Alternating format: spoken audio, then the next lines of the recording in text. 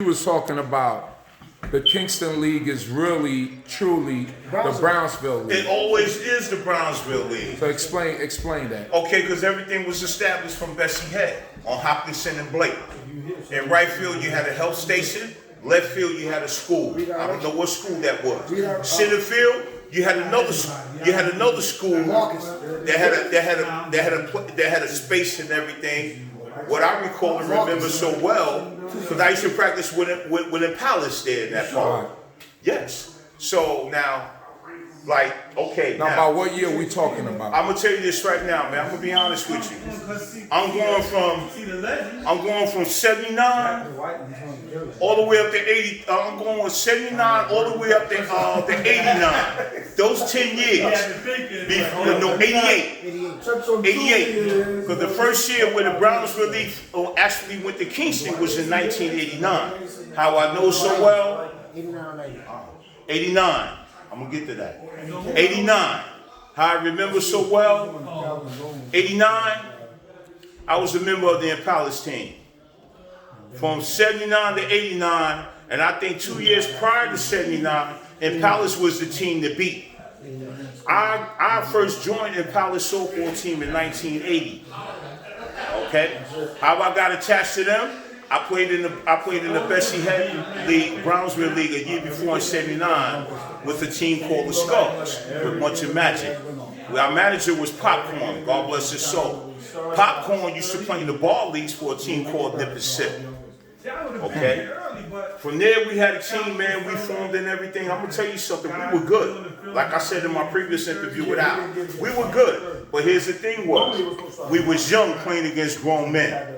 They had the experience. Right. We knew at the time, all the mentoring and the tutorship that we had, the leadership that we had, man, from the top, that we was all right, because it was all about preparation and practice, man. We were serious about that.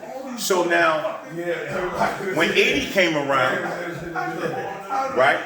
1980 came around, my transition, man, was smooth of going from the Skulls to playing in the BISA League. But come to find out, let me stop right there.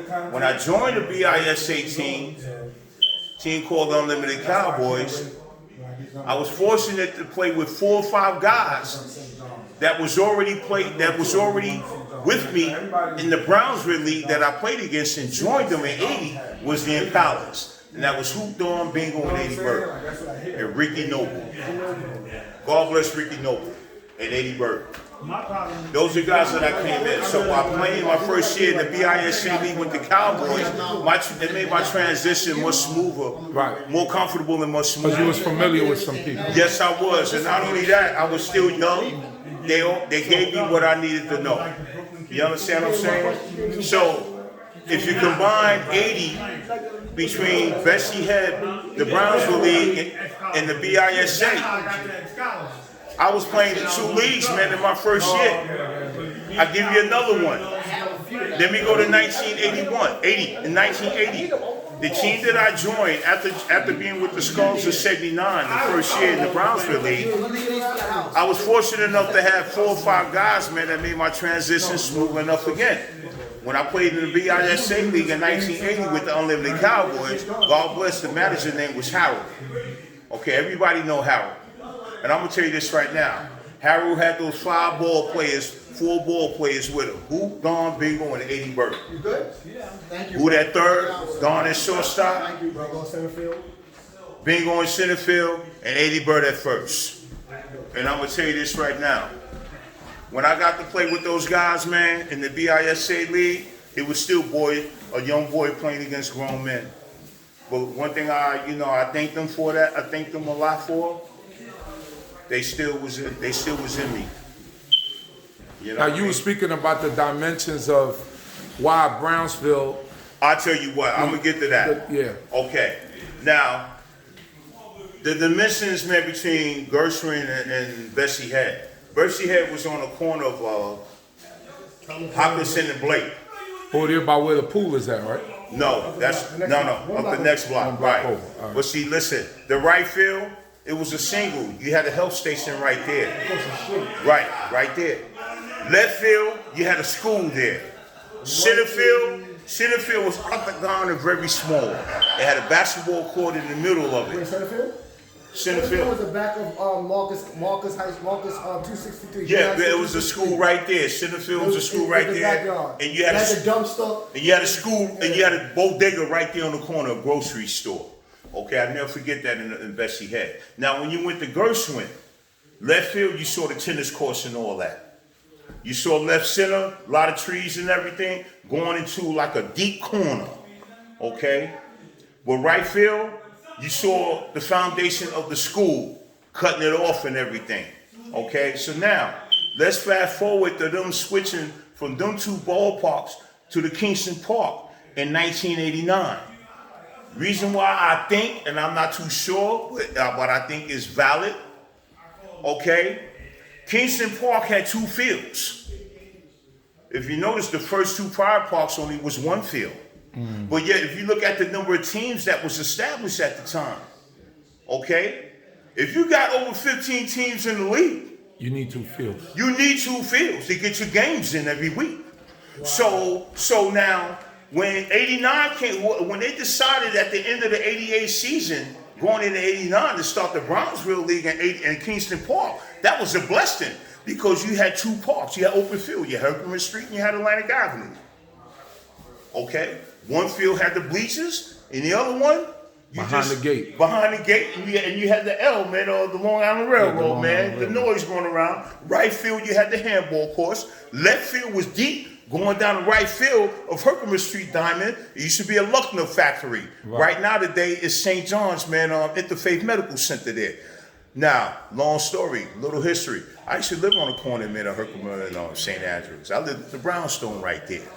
So it was a blessing, man, that I was able to, not only be in that location and be a part of something on the weekends on my spare time. Listen, all the balls used to go in my backyard where I live at the house. I lived on 302 Herkimer Street. Listen, So you have practice. Man, listen, man, my landlord had like these garbage cans. I used to, man, bring loads of balls out to the park, man, when teams were practicing. You know what I'm saying? That saved a team money from spending on balls and everything for practice and everything other than Sunday. Or however they sponsored themselves. You understand what I'm saying? But them balls came in handy. All right, now moving along. I never forget in 1989, as a member of the Pilots. I'm gonna tell you something. Now, the foundation of that team, the core of that team, we're all familiar with Kingston because we was already part of the BISA League. Everybody look at St. John's. But at that time, the BISA League, man, was playing with 2 parks, Kingston and Red Hook. Kingston and Red Hook. We played in Tar Shipyard, where right across from the IKEA store, that big park there. Yeah, I know where's that. Yeah, that's where all the playoffs and the championships was going on. So Red Hook Projects had their own. Listen, the Red Hook field. Listen, all the playoffs, when you get deep in the playoffs, it's Red Hook. In the early stages, you had Kingston Park. So we utilized Kingston at that time. Now, St. John's didn't become utilized, right, as a primary park until 1983. 1983. So what they did, they knocked out Red Hook. We was just doing Kingston and St. John's. Kingston and Then St. after a while, everything became St. John's primary, man, from 84 on. And the rest is history, bro. There you go. Thank you. You welcome. And your name is? My name is Chili Mo, man. Chili Mo. All right. Yes. Yes.